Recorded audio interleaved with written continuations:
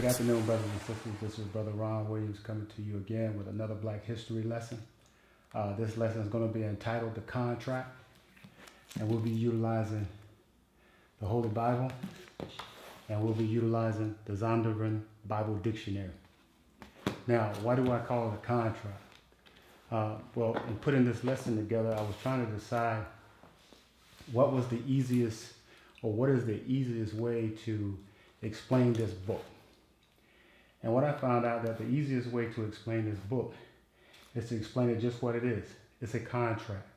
Now, why do I say it's a contract? Because in this book, you have the Old Testament and you have the New Testament.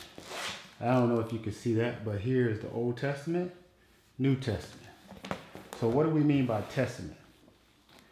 Well, we first have to get a definition of what is a testament. So we're going to utilize Zondervan Bible Dictionary. Give me a second. And we're going to read from that.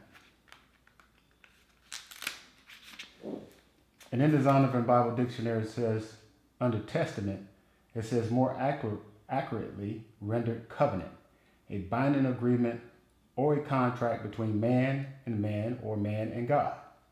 So a testament is basically a covenant, a binding agreement, a contract per se. So let's go see what covenant says.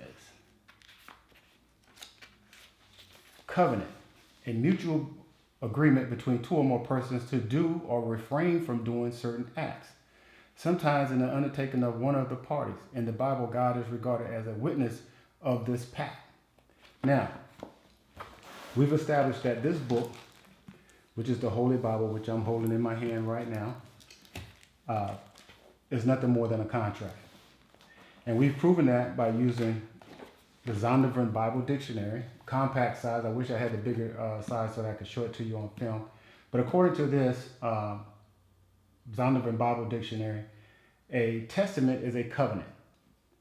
In other words, a contract. A covenant is a mutual agreement between two or more parties.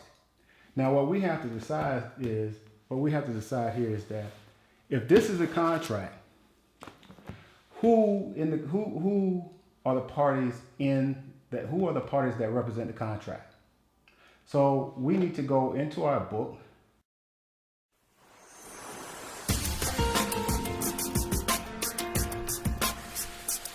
The next thing that we have to determine is who are the two parties involved in the contract. So to determine that, we need to go to Isaiah chapter 28, verse 10. Let's go to Isaiah chapter 28, verse 10. If you have your pencils, go ahead and log it in. Isaiah 28, verse 10. This is how we're going to determine who are the parties involved in the contract. All right, excuse me, that's going to be Isaiah 28, verse 9. Isaiah 28, verse 9, and we're going to read from 9 through 11. Whom shall he teach knowledge, and whom shall we make understand doctrine? Them that are weaned from the milk and drawn from the breast.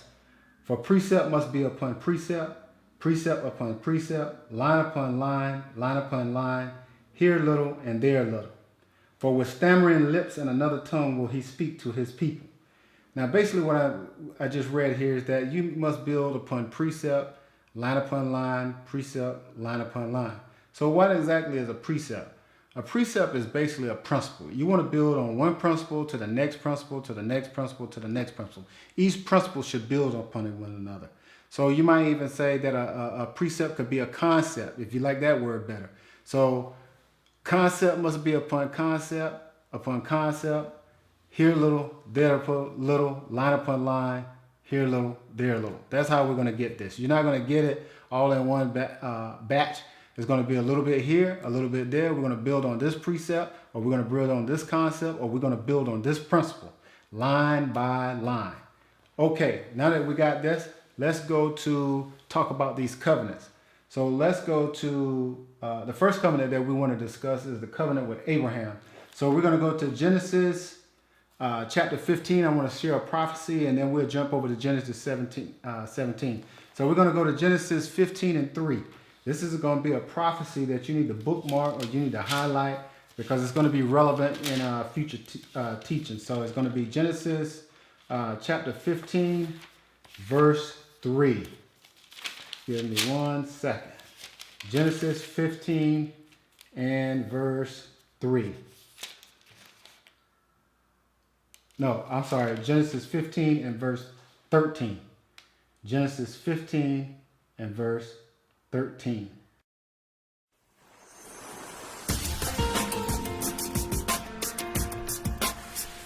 Genesis 15, chapter 13. Genesis 15 and chapter 13. And you want to bookmark this or highlight this particular verse because it is going to be relevant in future studies. And he said unto Abraham, know of a surety that thy seed shall be a stranger in a land that is not theirs, and shall serve them, and they shall afflict them for 400 years. That is a prophecy. You need to highlight that prophecy. That's Genesis chapter 15, verse 13. Now, let's move over to the contract with Abraham, or the covenant with Abraham. And when Abraham was 90 years old and 9, the Lord appeared to Abram and said unto him, I am an almighty God. Walk before me and be thou perfect. And I will make my covenant between me and thee, and I will multiply thy seed exceedingly. Okay, let's jump over to verse 9. And God said unto Abraham, thou shalt keep my covenant, and therefore thou and thy seed after thee in their generations. This is my covenant which ye shall keep between me and you and thy seed after thee. Every man child among you shall be circumcised. Okay, that's the circumcision. That's going to be a covenant between God and Abraham. Let's jump down to verse 15. And God said unto Abraham, as for Sarai thy wife, thou shalt not call her Sarai, but Sarah shall be her name. And I will bless her and give thee a son also of her. Yea, I will bless her, and she shall be a mother of nations, and kings of people shall be of her.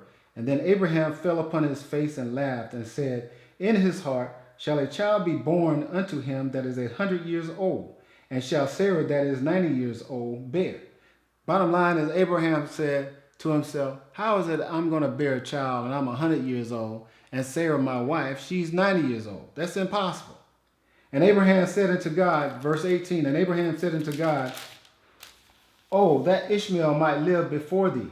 And God says, Sarah thy wife shall bear thee a son indeed, and thou shalt call his name Isaac.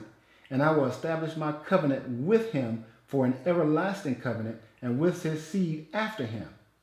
And as for Ishmael, I have heard thee. Behold, I have blessed him, and will make him fruitful, and will multiply him exceedingly. 12 princesses shall he beget, and I will make him a great nation. But my covenant will I establish with Isaac, which Sarah shall bear unto thee at this set time in the next year. Bottom line is, Abraham had 2 sons. One of those sons was Ishmael, who was the oldest son, who became the father of the Arab nations, whose mother was Hagar, the handmaid of Sarah, Abraham's wife. Abraham had a second son. His name was Isaac, and God said that the covenant between Abraham would extend to Isaac, his son, and be an everlasting covenant throughout his generation. So let's go to the covenant God had with Isaac. We see in verse 21, 17:21, you want to highlight that. But my covenant I will establish with Isaac, which Sarah shall bear unto thee this set time in the next year. Now, let's deal with the covenant that God had with Isaac. Let's go to Genesis chapter 26, and let's go with verses 1 through 5. And we're dealing with the covenant that's dealing with Isaac. 26, 1 through 5. And I'm going to read. And there was a famine in the land. Beside the first famine that was in the days of Abraham, Isaac went into Amalek, the king of the Philistines, into Gerar.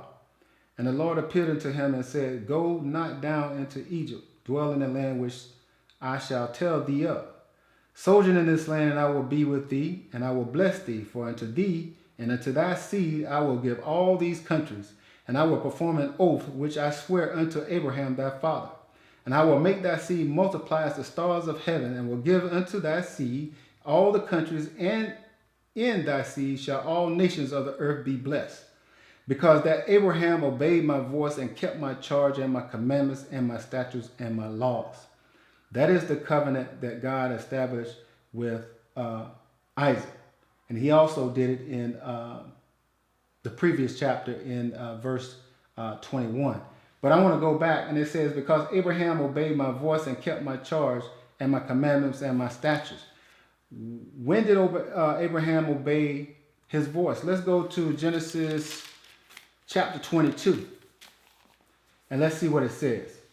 And it came to pass after these things that God did tempt Abraham and said unto him, Abraham. And he said, Behold, here I am. And he said, Take now thy son, that only son Isaac, whom thou lovest, and get thee in the land of Moriah, and offer him there for a burnt offering upon one of the mountains which I will tell thee of. And Abraham stretched forth, this is verse 10, and Abraham stretched forth his hand and took the knife to slay his son. And the angel of the Lord called unto him out of heaven and said, Abraham, Abraham. And he said, Here I am. And he said, Lay not thy hand upon the lad, neither do thou anything unto him, for now I know that thou fearest God, seeing thou hast not withheld thy son, that only son, from me. Skip down to 15. And the angel of the Lord called unto Abraham out of heaven the second time. And he said, By myself I have sworn, saith the Lord, for because thou hast done this thing, and hast not withheld thy son, thy only son, that in blessing I will bless thee, in multiplying I will multiply thy seeds as the stars of heaven, and as the sand which is upon the seashore. And thy seed shall possess the gates of his enemies, and in thy seed shall all the nations of the earth be blessed, because thou obeyest my voice. That is what he was talking about in Genesis chapter 26, verse 5. Because Abraham obeyed my voice and kept my charge and my commandments, my statutes, and my laws.